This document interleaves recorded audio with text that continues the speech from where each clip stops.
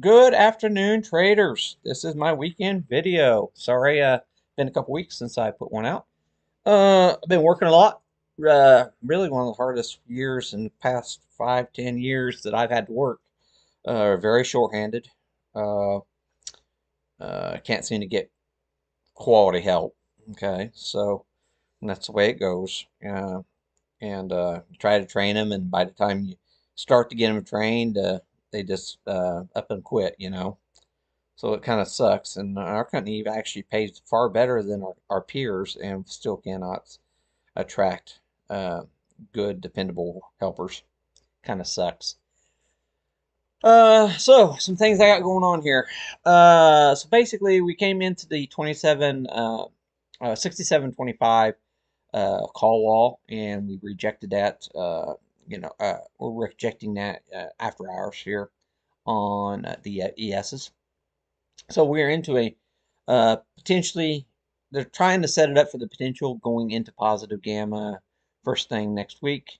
We do potentially are into a cycle date change. If you based on this time series cycle, we're near the top of the cycle. At any moment, we could see a flip in the cycle momentum to the upside. Okay, based off of this cycle indicator. Okay, and then also in our time period cycles, we are potentially crossing into a new potential uh, time period cycle. Okay, guys, and it just so happens these don't always line up with the expiration dates for the ES futures, but they are lining up based on what I've seen uh, with the expiration dates. So it's actually suggesting that I had mentioned last month whenever we rolled over the monthly options that there might be some profit taking after that. As the fund managers and stuff have locked in their monthly bonuses. Well, now we're into the end of quarter. Okay, so now there's a lot of managers and stuff that have locked in quarterly bonuses. So it could be a much more possible scenario here that we're going to see some back and fill at the minimum. You never know where the top is in the markets, but at the minimum, some back and fill here in the markets uh, as these fund managers don't have any initial initiative to keep pushing prices immediately higher in the markets, in my opinion. So let's just keep an eye on this. I mean, we have been on one hell of a tear to the upside. Now, anybody who tracks gamma and they realize the past few weeks here, it has been a quite fast ascent the past couple weeks. And what we have been seeing is, you know, once we hit the 6,300, the next big gamma wall was 6,400. The next big gamma wall was 6,500.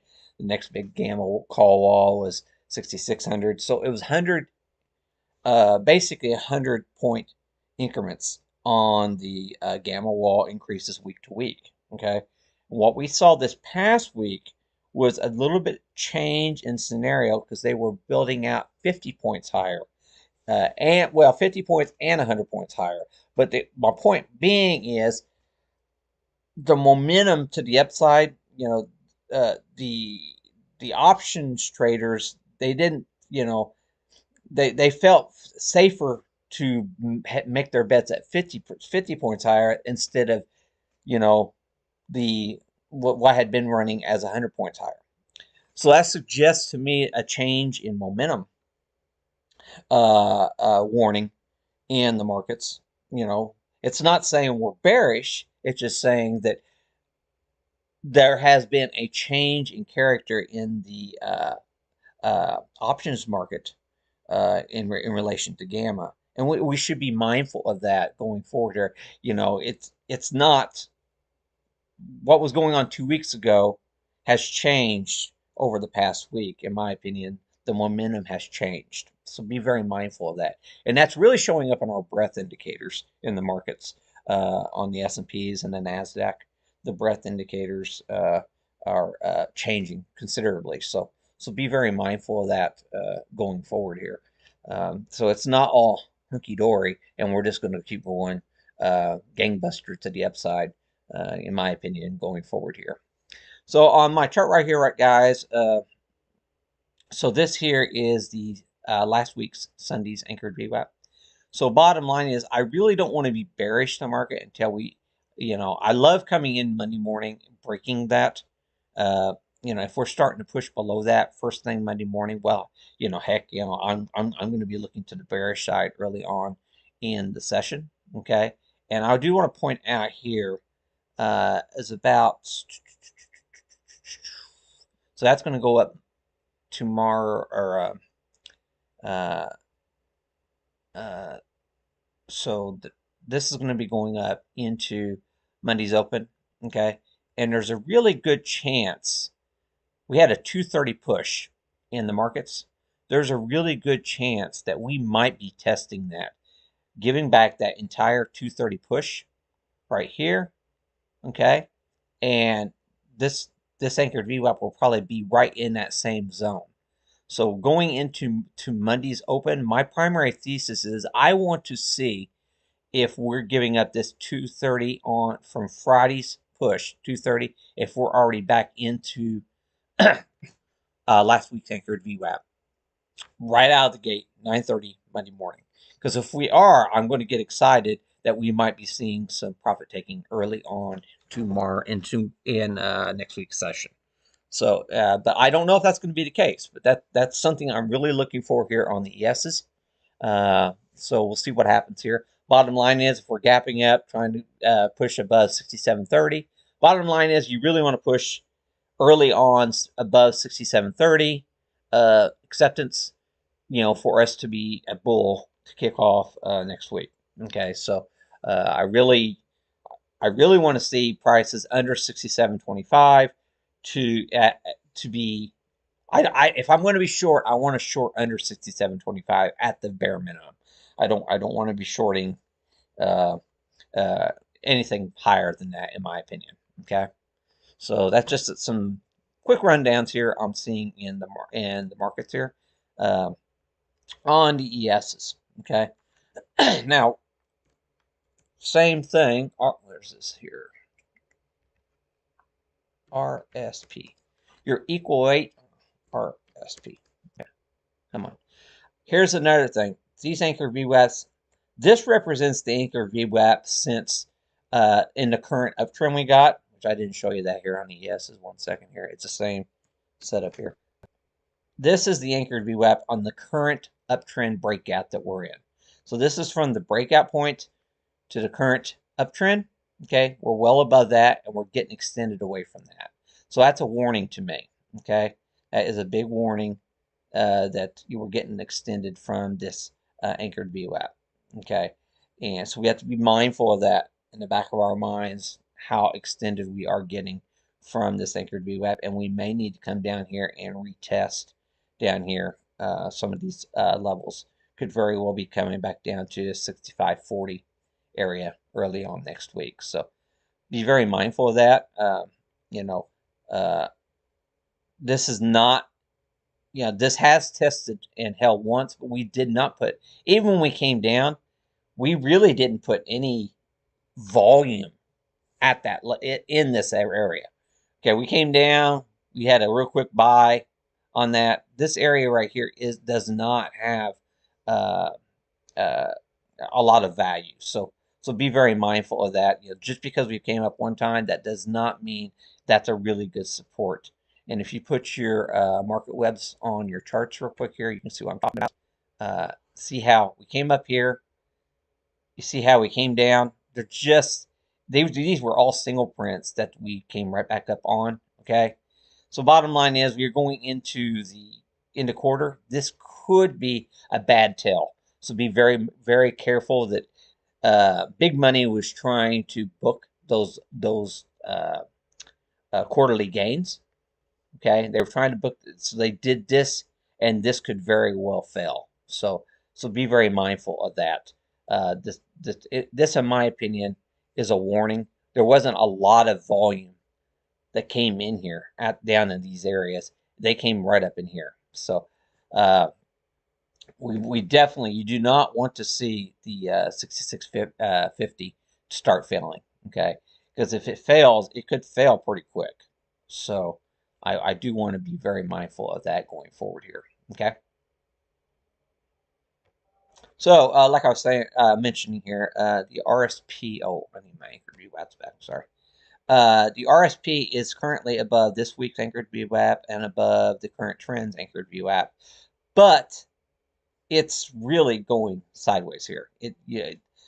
The breadth of the market last week did not advance. While the S&Ps are advancing, the breadth did not. So the equal weight S&P 500 did not advance to the upside. So we just had a select few names that carried the markets higher last week into, and that's something you always got to be careful about.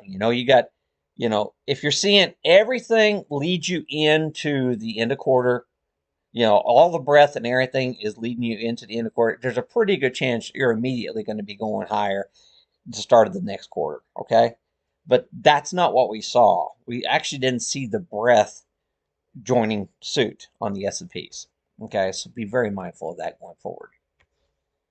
That's NQ.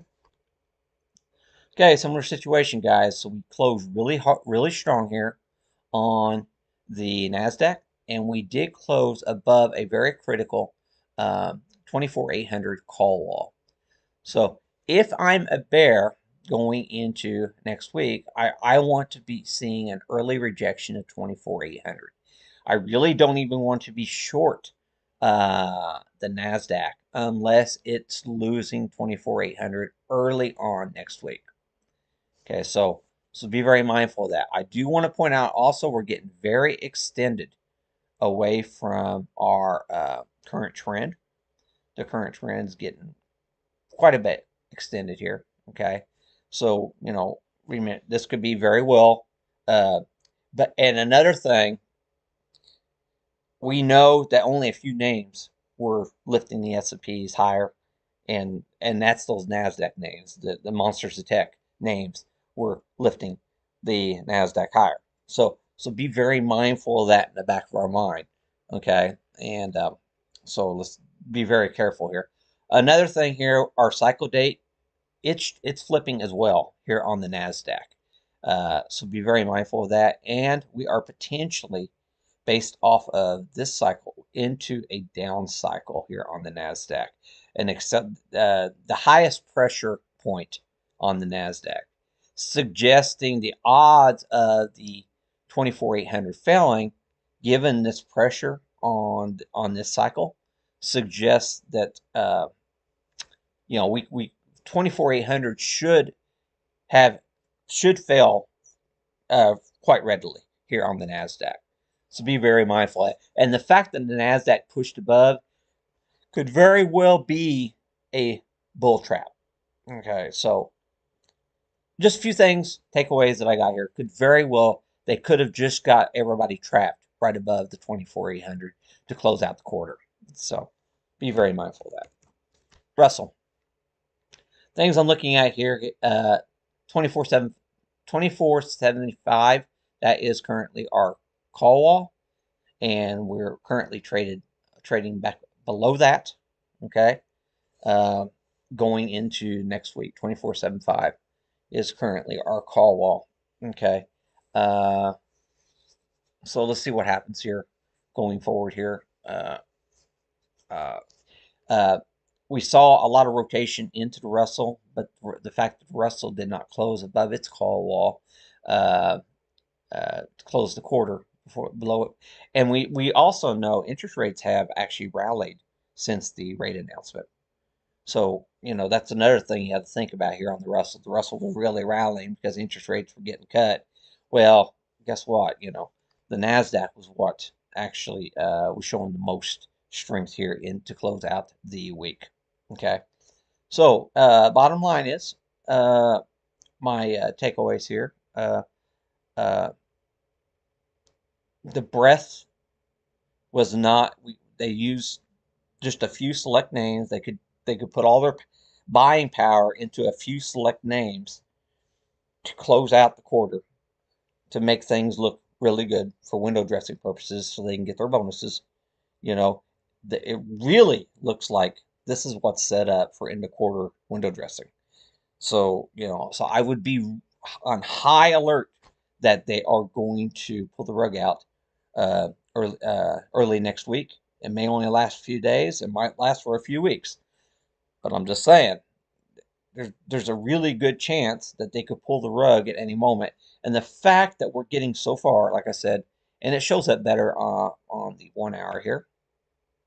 This is our primary trend. See, right down here, 2400. That's our primary trend. We're getting quite extended from that primary trend.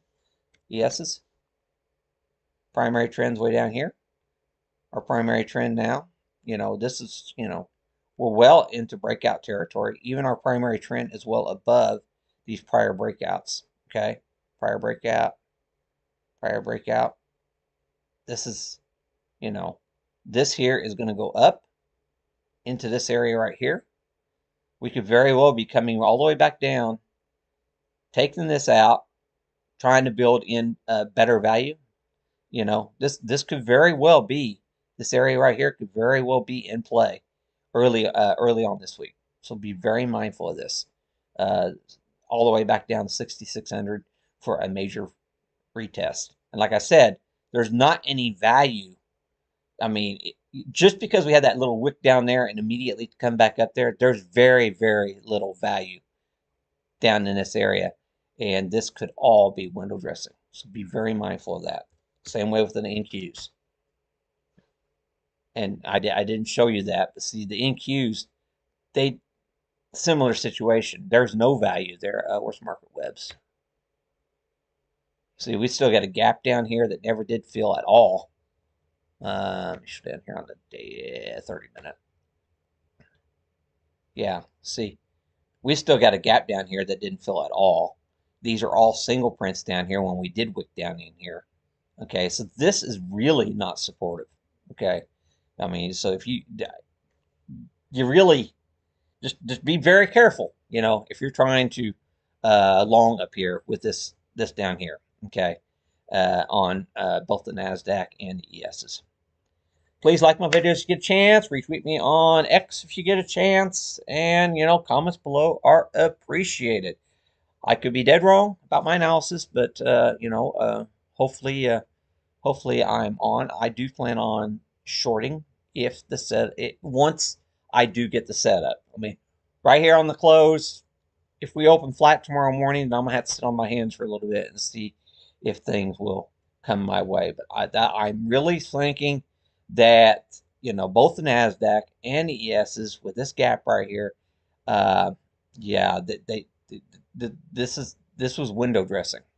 Okay, so end of quarter window dressing. I'm really thinking that, and we're going to come down and try to back and fill some of this stuff. Okay, guys. So thanks a lot, and I will see you trading.